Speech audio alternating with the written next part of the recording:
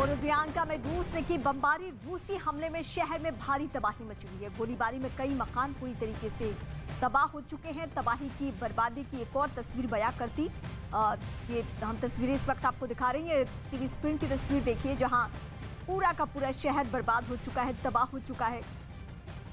सिर्फ बूचा ही नहीं बल्कि जहां जहां से रूसी सैनिक हटेंगे वहां वहां से बर्बादी की एक ऐसी तस्वीर निकलकर सामने आएगी जिसकी किसी ने भी कल्पना नहीं की।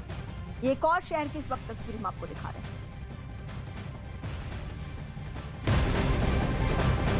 और इस वक्त एक और बड़ी खबर हम आपको अपडेट कर दें, जहां बूचा की स्थिति हम आपको बताएंगे कि बूचा में क्या स्थिति बनी हुई है। लेकिन इसके अलावा रूस के 600 सैनिक बंधक बनाने का दावा किया गया है। यूक्रेन की सेना का इस वक्त बड़ा दावा है कि रूसी सेना बंधक बन चुके हैं और ऐसे सैनिकों की संख्या है 600 सैनिकों ने सरेंडर किया, बंधक बनाया गया उन्हें।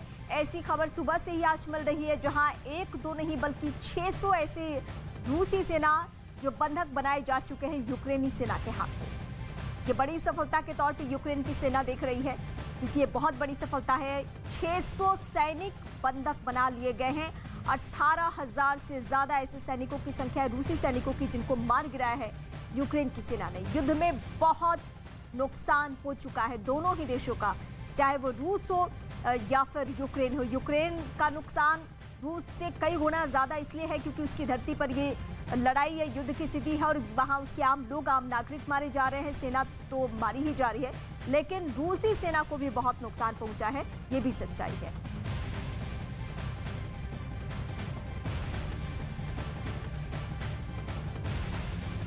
बूचा में अब तक 400 से ज्यादा लोगों के शव मिल चुके हैं। शवों के मिलने का सिलसिला बढ़ता ही जा रहा है। इन लाशों को दफन करने के लिए 45 फुट में फैली एक कब्र खोदी गई है। बूचा में हुआ नरसंहार इंटरनेशनल हेडलाइन बनी हुई।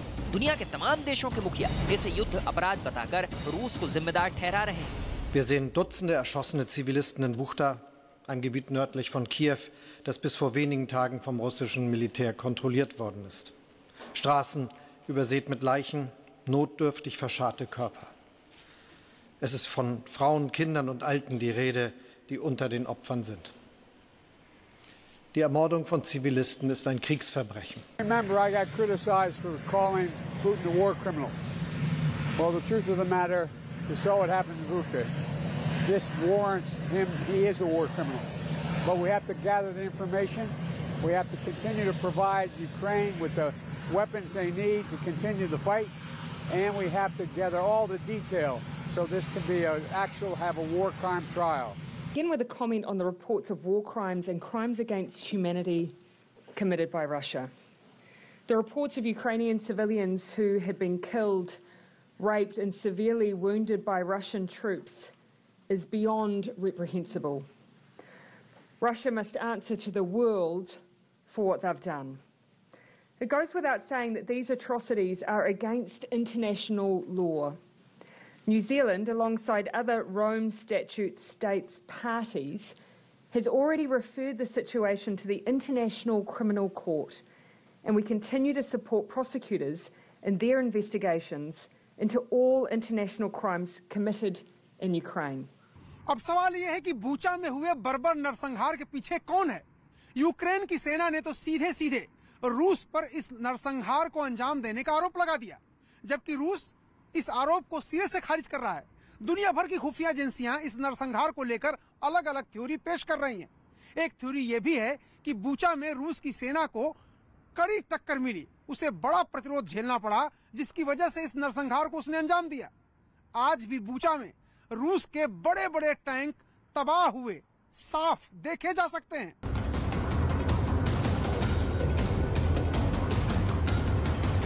बूचा की सड़कों पर बर्बाद हुए ये रूस के टैंक हैं। यहाँ रूस और यूक्रेन की सेना के बीच कड़ी टक्कर हुई।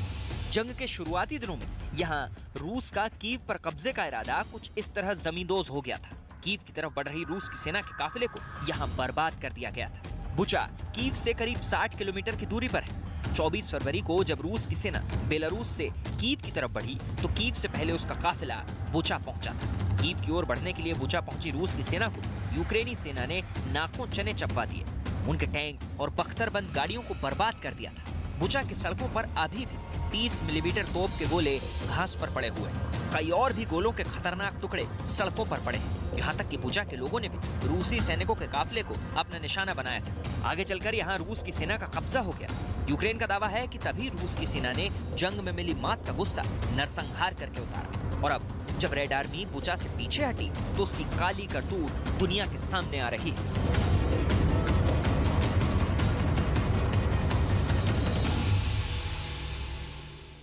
वहीं आपको बता दें कि बूचा में नरसंहार के आरोपों पर अब यूक्रेन को रूस की ओर से जवाब मिला है और रूस ने इसे सरासर गलत बताया। दोनों पक्षों का क्या कहना है वो आपको बता दें। नरसंहार के लिए रूस जिम्मेदार है, यूक्रेन कह रहा है।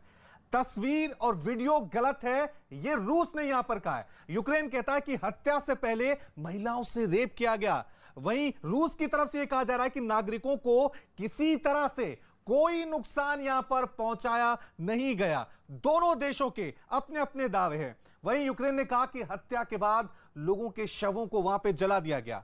30 मार्च को रूस कह रहा है 30 मार्च को शहर से उनकी सेना पूरी तरह से निकल गई थी। तो यूक्रेन दावा कर रहा है कि वहां पे बर्बरता हुई है, निर्मम तरीके से लोगों की हत्या हुई है। और रूस की तरफ से यह दावा किया जा रहा है कि उनकी सेना तो 30 मार्च को ही निकल गई थी। युद्ध अपराध पर यहां पर लगाम लगे, ये ज़ेलेंस्की कह रहे हैं। और ये पश्चिमी देशों की साजिश है। पुतिन का कहना है कि ये जो पूरा प्रोपेगेंडा किया जा रहा है, ये जो झूठी खबरें फैलाई जा रही है, ये पश्चिमी देशों के इशारे पर किया जा रहा है। तो दोनों देशों के यहां पर अपने अपने दावे हैं।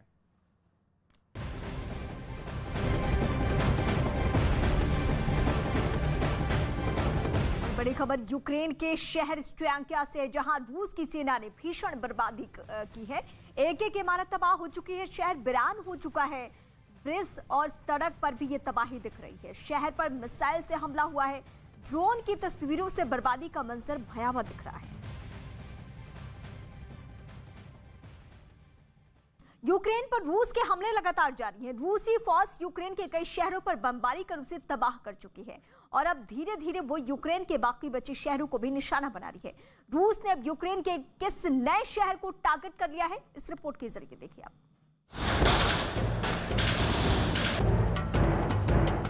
पहले खार्किव तबाह,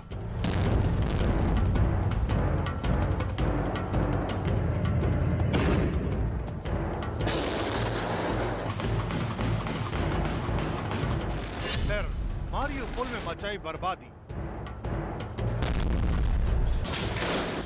और अब पुतिन के टारगेट पर नया शहर।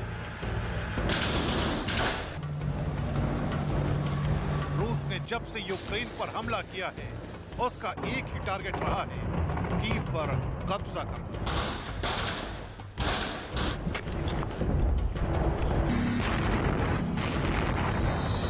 लेकिन रूस का यह मंसूबा युद्ध के 40 दिन बाद भी पूरा नहीं हो पाया है। कीव पर फतह हासिल करने के लिए रूस ने हर हथकंडे अपनाए, लेकिन यूक्रेन की तैयारी के आगे उसकी कीव पर कब्जे की हर चाल फेल हो गई, जिसकी वजह से रूस बौखलाया हुआ है।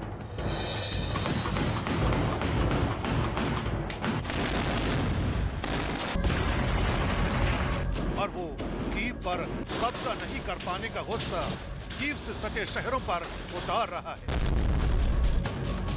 रूसी फौज ने कीव के नजदीक बसे शहर स्ट्रैंकिया पर मिसाइलों की बारिश कर उसे तबाह और बर्बाद कर दिया।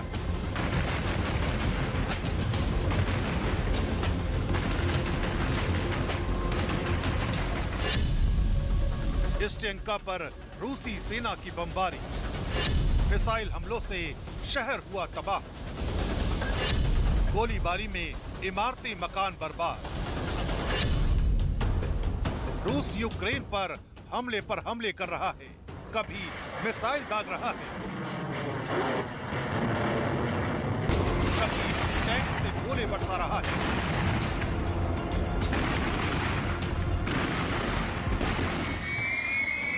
तो कभी लड़ाकू विमान के जरिए यूक्रेन के ठिकानों पर बमबारी कर रहा है।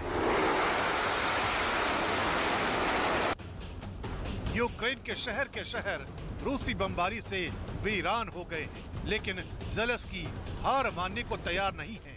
ज़ेलेंस्की को घुटनों पर लाने के लिए पुतिन की सेना वहां के शहरों पर एयर स्ट्राइक कर उन्हें तबाह करने में जुटी है।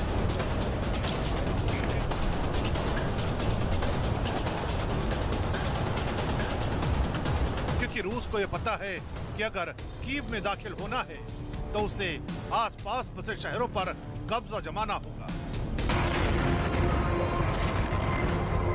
और इसी वजह से रूसी सेना ने इस टैंक का शहर को हथियाने के लिए उस पर इतने बम बरसाए कि वो शहर पूरी तरह खंडहर में तब्दील हो गया।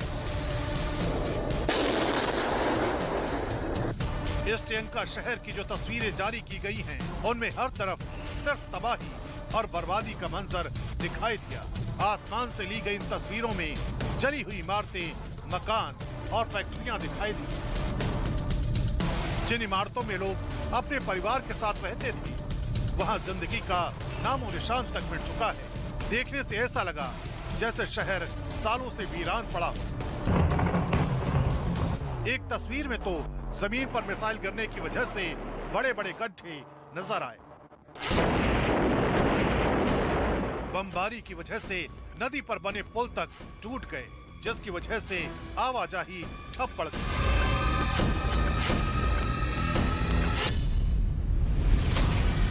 पर कब्जे की सनक में पुतिन नए नए प्लान बना रहे हैं। वो बार बार अपना टारगेट बदल रहे हैं, लेकिन लाख कोशिशों के बाद भी पुतिन की रेड आर्मी कीव पर अपना झंडा नहीं फहरा पाई है। और इस बात से झल्लाए पुतिन यूक्रेन के नए नए शहरों को टारगेट कर रहे हैं।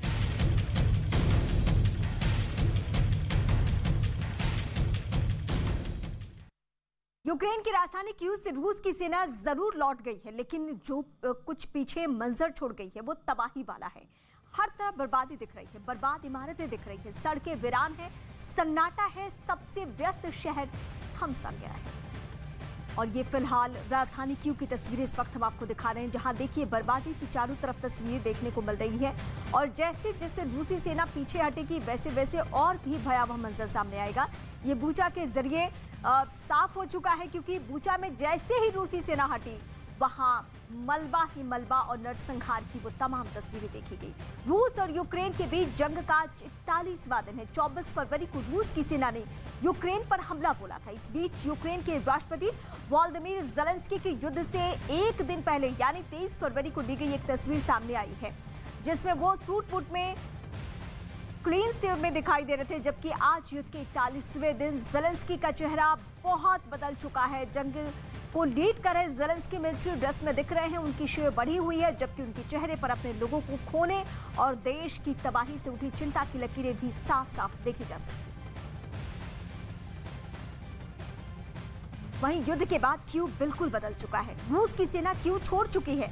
ऐसे में लोगों की आवाजाही पहले जैसे शुरू हो चुकी है, लेकिन बर्बादी इतनी बड़ी है कि इस मलबे को हटाने में कई दिन लग जाएंगे। और ये फिलहाल दो तस्वीरें हम आपको दिखा रहे हैं, जहां सड़कों पर अभी भी सन्नाटा पसरा हुआ है। जरूरत ना हो तो लोग घर से बाहर अभी भी नहीं निकल रहे। शहर में सिर्फ और सिर्फ तबाही की निशानियां हैं। ये इस वक्त हम आपको दिखा रहे हैं, जहां देखिए चाहे वो सड़कें हो या फिर कोई मॉल हो, कोई दुकान हो, सब कुछ तबाह हो चुका है। और इसे फिर से पहले जैसे करने में बहुत वक्त लगेगा।